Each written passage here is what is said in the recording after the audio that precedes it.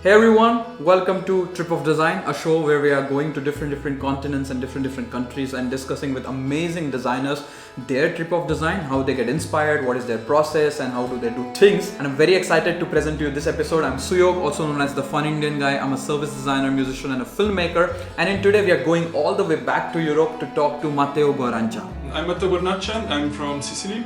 I've studied product design in Spain, in Barcelona. Then I lived a bit in LA.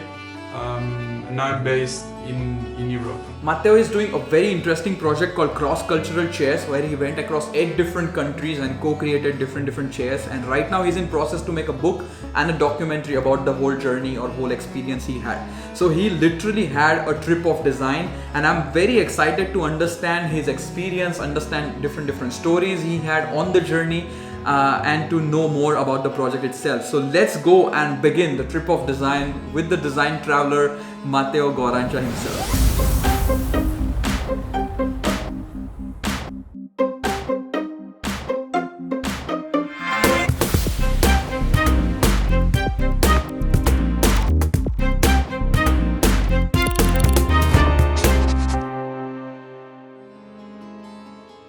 So can you tell us more about what is CrossCultural Chairs? So CrossCultural Chair, it's a research on social and cultural differences.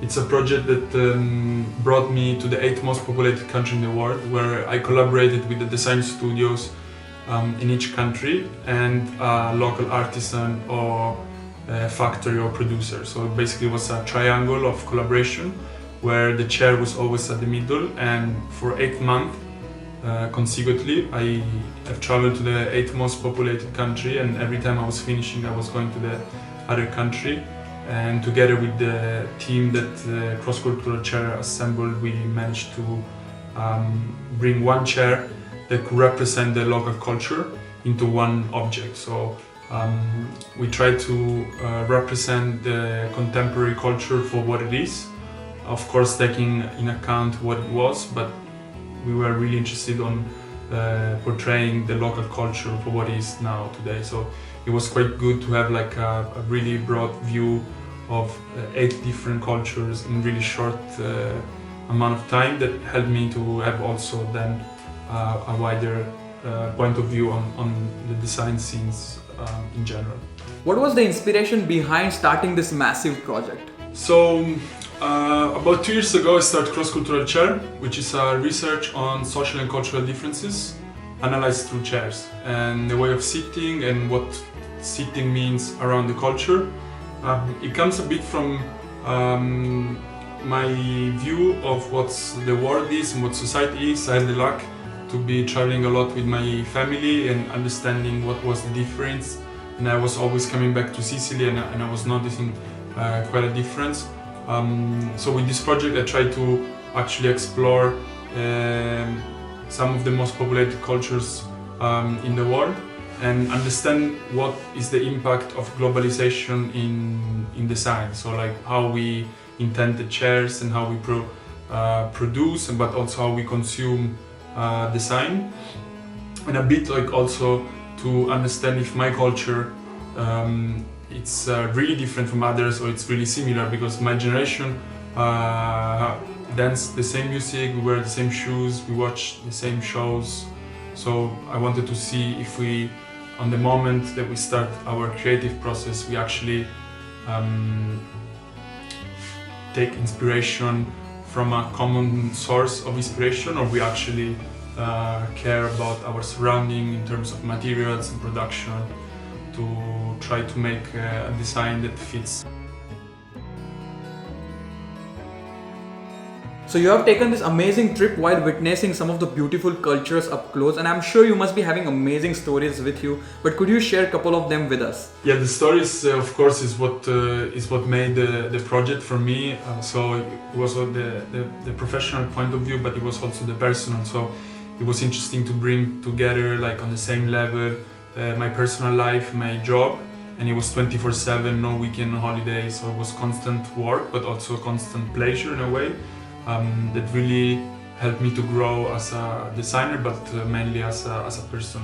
So I had several experiences of traveling before, but this time I was working. So I was alone, and this bring you in several situations that maybe you wouldn't expect.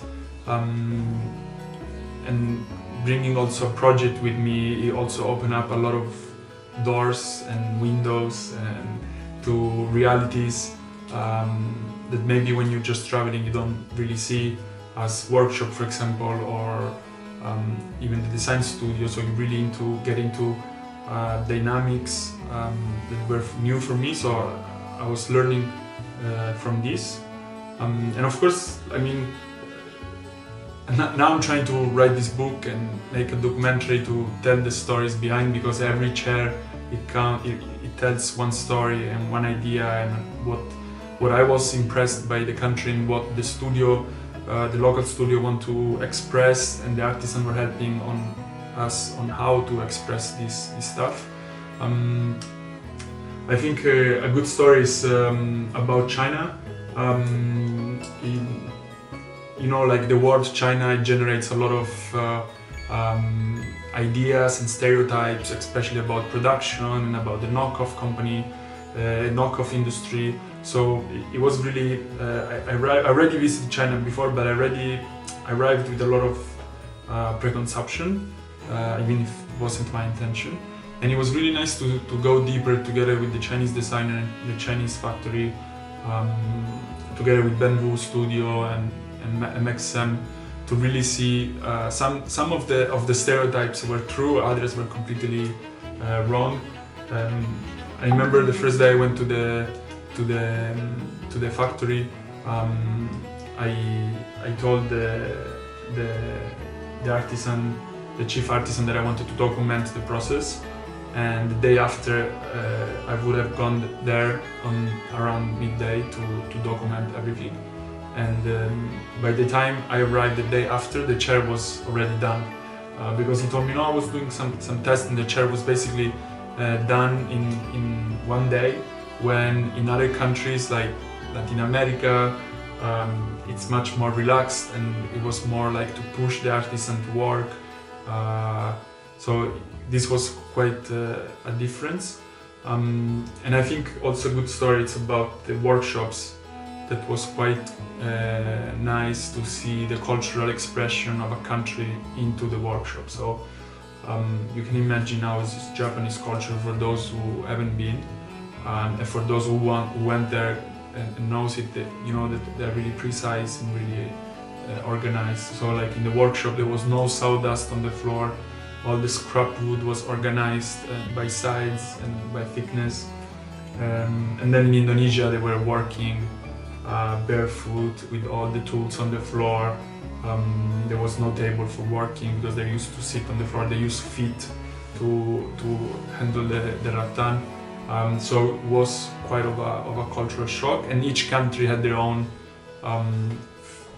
cultural expression in the workshop, not only with the tools but also with the surrounding. So in India, for example, the artisan had all the tool on the wall, and they also had some Hindus temples, and at night, after several hours of working, they just broom the floor, put some mattress and prepare the dinner, praying to these little altars. And it was really nice to like see the synergy in the space in between working space and personal time, and I felt really close to me in a sense.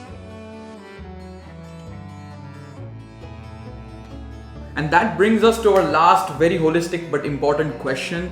How do you see your role as a designer in this big picture of life or big picture of the world? And how do you look at your actions, your creations in this whole equation we are living in? This is a good question. I mean, like, this should be the question that every designer asks to himself or herself every morning. I think actually what I'm trying to bring up with this project is the direction that we have as a designer, that we have the role to solve problem and to bring attention and awareness on what our society is going, and to try to solve it with a problem or with a project or with a system. So it's quite hard for me to put myself in a place to say good or what is wrong. So with this project, I don't. I've changed during the process, of course, my perception of it. But I think I don't want to say whether the globalization is good or bad. I think I want more to bring more question on the table to my generation and say, do we really want to go in one direction, like having one nation, one flag, where we only share, I mean, when we share a lot of things and we only keep as a cultural really few aspects, or we want to give value to our surrounding and our cultural religion and be proud of it. And not aim for something that we think it's cooler than ours. So my future, I don't know. I think it's also really exciting. I know that I want to spend my time to solve real problem and bring communication and bring design in it. And I think there is still a lot to do. And it's really exciting. This moment, the reason why we're doing this interview live, I mean, we're doing it in this way, not live. It's because of the coronavirus, of course, and this led a lot of thinking, a lot of time for myself to revalue. So, do we really need more chairs? So I don't think, for example, this project it's really about the chair, but it's about what's behind. So the chair is really the point connecting around the cultures and around the topics. I don't think we need chairs. I think you can buy it for cheap and properly done and ethically done.